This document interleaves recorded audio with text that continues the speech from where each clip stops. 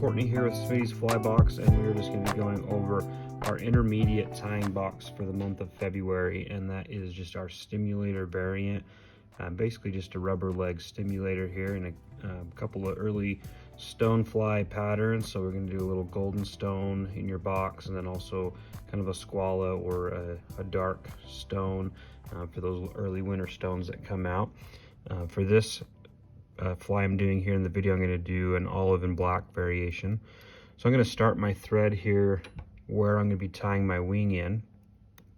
I like to do that just so I kind of have a guide as to where I'm going to be stopping all my materials coming up the hook shank. And I like to tie that wing in back about the quarter point of the hook. So I'm going to bring my thread back. We're going to tie our tail in first. So I'm just going to bring my thread back to my tie-in point, right there above the barb of the hook. Okay, so I've gone ahead and just stacked a small clump of elk hair here. I'm just going to pull that out of the stacker. I always like to make sure that the tips are facing the way that they're going to be tied in. So these are going to be hanging out the back.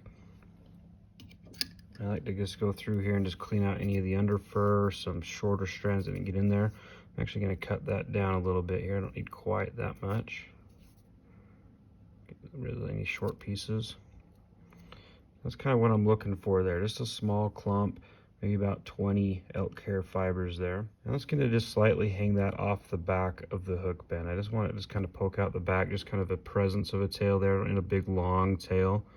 And remember, elk hair will flare when you tie this, so I'm going to try to avoid a really big flare like you would like on a caddis wing. So I'm just going to do a couple loose wraps here that aren't gathering a lot of tension on that elk hair. And now as I kind of bring my thread up the hook shank, I can start to tighten it down. I'm actually going to bind all this down. I'm not going to cut it yet. This just helps add to the profile of the body, helps keep it evenly tapered as you dub the body. So I'm just going to bring my thread forward, just one wrap right in front of the other. Here's my scissors, and I just cut that just right along the hook. I'm going to come back down to my tail here. And just kind of wrap that down right to the base of the tail. So again, you don't really want a big flaring tail. You just want that elk hair just to poke out the back of the fly. Okay, next we're going to tie in our Grizzly hackle, and I'm just stripped off a few barbs off the bottom of that feather. I'm going to tie it in with the top of the feather facing me.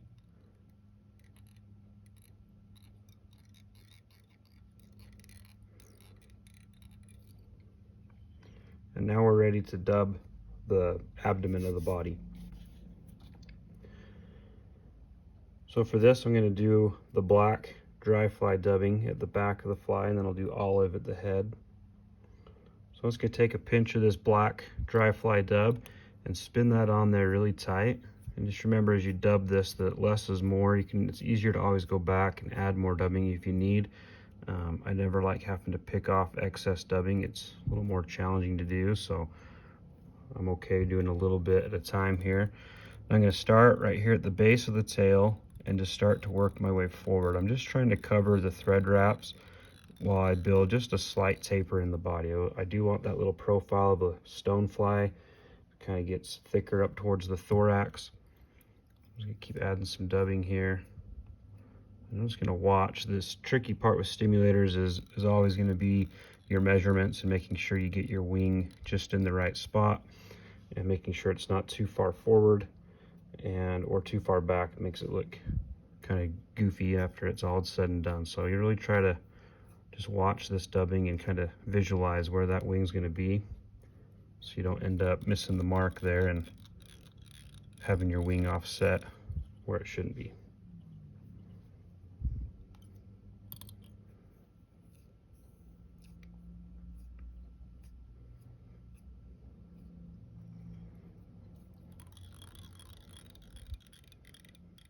Okay, so I'm going to stop right about there, right where I ended my tail. So that's where I trimmed off all the butt ends on that tail there. That's where I'm going to stop. Okay, so now we're ready to bring our hackle forward. And then to do that, I'm just going to wrap that the same way I've been wrapping my thread, just over the top and away from me. And just evenly segment this hackle up through the abdomen of the fly.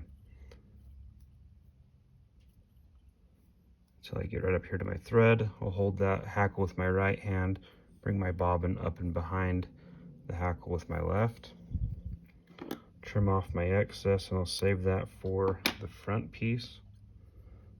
I'll bind that down. I like to sweep any hackle back that's sticking out the front. Okay, so next what I'm going to do is I'm actually going to come in here and trim out this top section of the hackle, so our wing will lay down there nice and somewhat flat. And now as I've done is I've taken this piece of packing foam that you got in your box, and I've cut out a wing that's about the width of the hook gap, and I've just shaped it to look like a stonefly wing. And I'm just going to lay this on top of the fly so the wing extends back to the bend of the hook. And I'll just center that right on top, and I'll bring my thread up and around, grab that with the thread. Doesn't take much to anchor this foam in it. That thread sinks right into it, so it doesn't take much at all to grab that foam. So now you got a little wing there, and just adds a little element to this fly here that's a little different from your standard stimulator. And then we're ready for our elk hair wing. Okay, so I've gone ahead and stacked some elk hair again. This is going to be a little bit bigger of a clump than what you did for your tail. And again, I'm just going to take any of that under fur that's in there that's going to hinder the movement of this elk hair. We want this elk hair to flare really good. So any short pieces or under fur, I want to make sure I clean that out. And I just like to check the tips here to make sure there's no like butt ends that got turned around in the hair stacker when we put the hair in, or any broken tips. I like to try to weed those out. So now I'm going to extend this elk hair back to the bend of the hook here, not to the tail, but to the bend of the hook. And I'm going to come in here with a really tight pinch wrap holding that hair. And I'm going to bring my thread right up and over the top and do a slight tension wrap on there. Add a little bit more tension, a little bit more, and now I'm going to start to get that elk hair to flare with a bit more tension as I go. Okay, so that was 4 or 5 wraps there. So now I've got my wing set there. You can see it's going to have a nice good flare to that back side of the wing. I don't want to let go yet, as this elk hair is prone to spin. So what I'm going to do is just kind of gather a few fibers here up the front of these butt ends, pulling them back. I'm going to bring my thread forward and grab another clump, bring my thread forward and grab yet another clump, and just kind of work my way forward here towards the eye of the hook. I'm not too worried if some of the elk hair gets caught in my thread and spins at this point, because it's all going to get covered up fairly well with the thread wraps here. And so if you look right here, if I were to go in and cut all this out, it's going to leave a big ledge here. So I'm actually going to tie some of these butt ends down just to kind of help keep the taper of this fly. So I want to make sure it's a little easier to add the dubbing at the end of this. So I'm just going to kind of work my way back up through the hair and just kind of tighten it down where I need it to be. Again, it doesn't have to look pretty at this point. We're just setting this wing up, getting it set up there so it's easy to tie your dubbing on. Okay, now I'm just going to kind of follow the angle of the hook and just come in with my scissors and make a straight flush cut. And now I'll trim up these butt ends. And now I'll come back through with my thread and really wrap these down nice and tight here. So the idea here is that you built somewhat of a slope or a ramp from your eye up to the wing, and you don't want a big ledge or a cliff of thread or hair, as that's going to make it more difficult to tie in your dubbing and your hackle. So I'm going to wrap back a little bit further into the hair even. And then I got my wing nice and set. So it's nice and pretty now. It's sitting up just how I like it and how I want it to be. We're going to cover up all these little butt ends here with our dubbing and our hackle anyway, so I'm not going to be too picky about them sticking up there. Okay, so our next step, we're going to tie in our Grizzly hackle again. So I'm going to tie that in right against the side of the fly. Leave that hanging out the back. Then we're going to take our rubber legs that we've colored, And we're going to just set those right against the side of the hook as well. And take this first one, the side of the hook that's facing me, and just bind that down with 2 good wraps. Position them how you need them if you want them to be a little more centered on the side of the fly. And then we'll go to the opposite side, and I'm actually just going to bring this piece of rubber material up between the thread and the body of the fly, and just let that thread just kind of hold that there, and I can bring it around for a couple more wraps. Okay, so now the last step for materials is we're going to take our olive colored dubbing. And again, you don't need a lot here. We're just going to cover up the thorax or this head of this fly. I'll take a pinch of that olive. I'm going to roll that on nice and tight, make a nice good dubbing noodle there.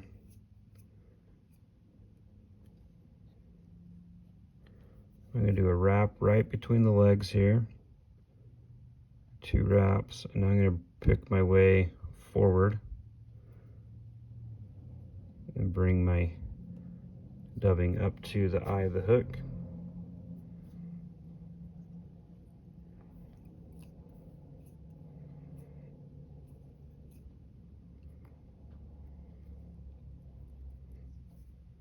Let's fold those legs back out of my way, and I'm just going to start bringing that dubbing forward there.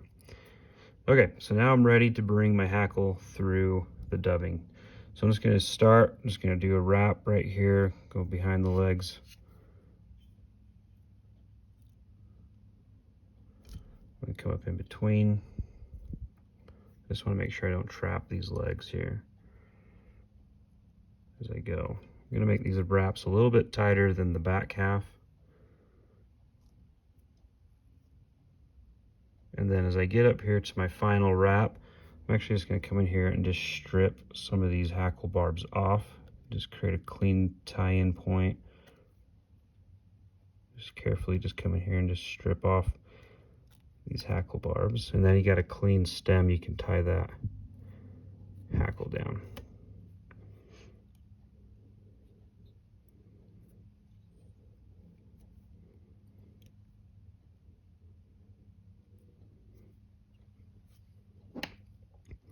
Go ahead and trim out your excess.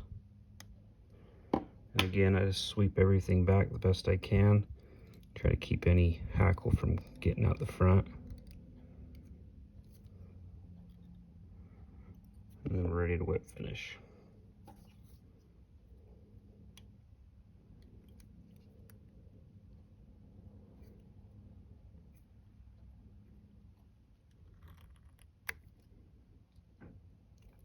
There you have it. There is your early season stimulator. Good color combos, good for the little winter black stones, squalas that'll be coming on here shortly, golden stones as well. A little smaller size than your traditional stone flies, so I think it works great throughout the spring. So let us know how you do with it. Don't forget to subscribe to our YouTube channel to catch more videos, and check us out on our website at smitty'sflybox.com, and then also Instagram and Facebook at Smitty's Flybox. Thanks, everybody.